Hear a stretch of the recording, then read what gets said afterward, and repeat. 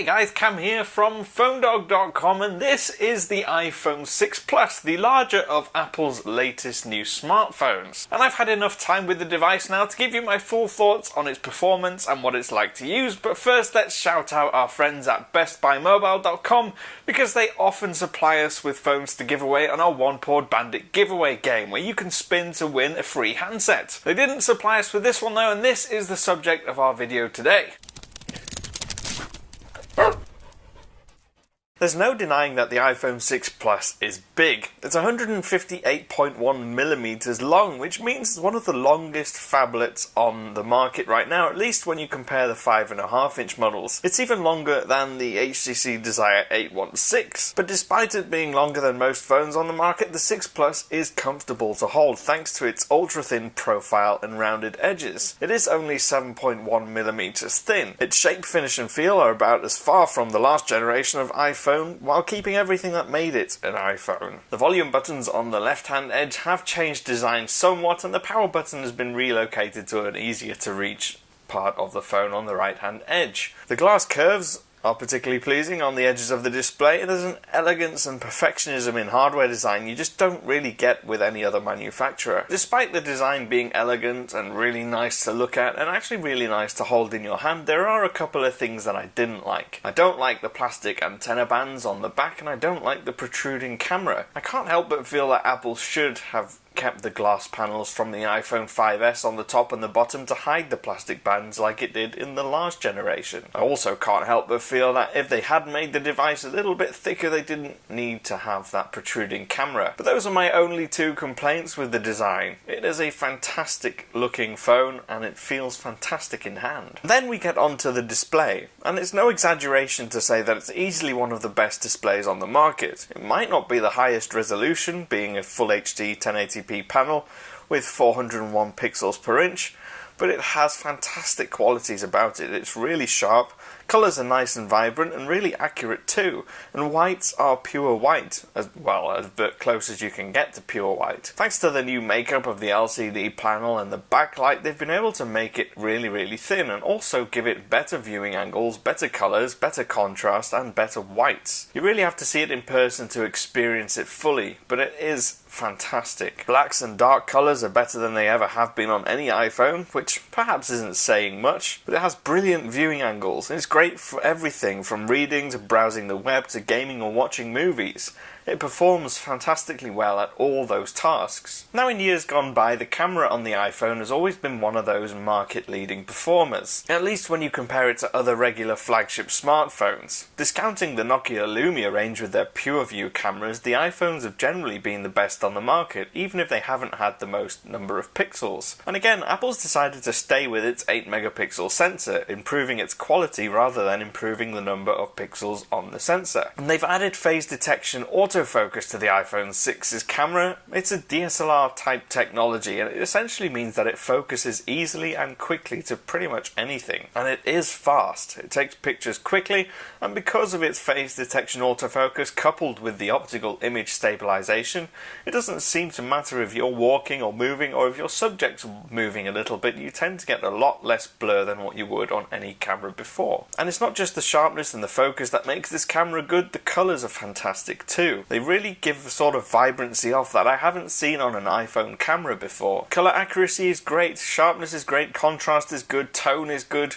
It takes fantastic pictures. And the camera's got some great features too. It can record slow motion video at 240 frames per second to give you really nice, smooth slow motion videos.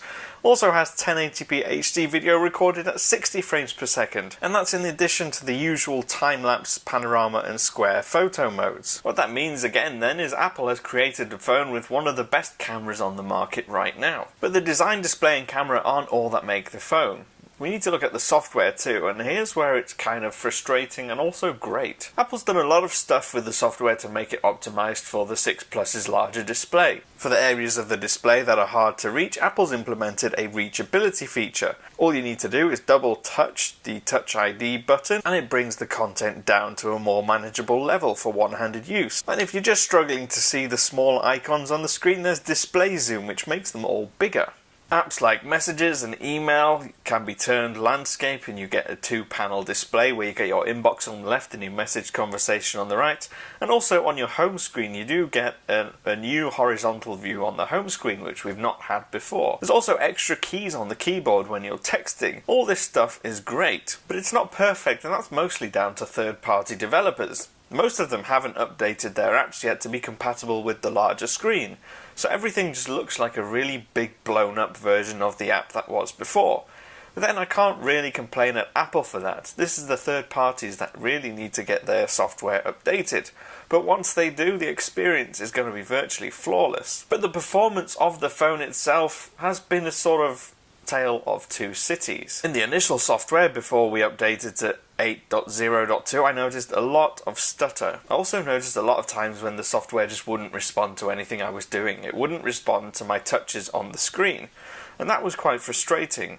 Sometimes you'd find apps would get stuck in landscape mode even after turning it back to portrait, but these bugs are being ironed out slowly, and since the most recent software update I haven't had many complaints at all. It's fast, it's fluid, it deals with all the tasks really well, and benchmark performance tests that we've done have shown the iPhone 6 and 6 Plus to be some of the best performing handsets on the market. When you consider that it's powered by a dual-core 1.4 GHz processor, then the performance really does kind of hit home that Apple's done a great job engineering the software to make the best use of the hardware. Perhaps the biggest update for me for the iPhone 6 Plus is the battery life. I have never had an iPhone that can get through an entire day of solid use. When I'm out and about, I generally have to take a battery pack with me because by the time I get to tea time, the battery's dead.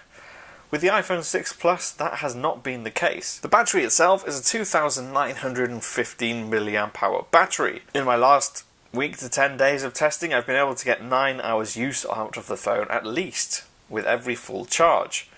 And that's with about 1.5 days standby. So with my medium usage of the phone, what I find is that I can get through a day and a half to 2 days in between charges. And that's incredible for an iPhone. But once again, it's a situation where you think if Apple had made the phone a bit thicker and put a bigger battery in, it might have even stretched to 2 full days with no sweating. As an overall package then, I think the iPhone 6 Plus is the closest thing to a perfect smartphone that I've used so far. The operating system still has the best selection of apps. It's tightly integrated with the hardware, it performs really well, it's got a fantastic camera, a great display, and it's the perfect size for me. I really like the larger screen phone, so for me the 6 Plus is the better of the two new iPhones, but I know that's not going to be the case for a lot of you. If you want a big device and you like the larger screens, go with the iPhone 6 Plus, otherwise go for the iPhone 6. Because it really is just a shrunken down version of the same device that offers the same performance in most aspects. I've been Cam, I'm at phonedog_Cam on Twitter. You can follow me, ask me any questions on there, or use the comments down below.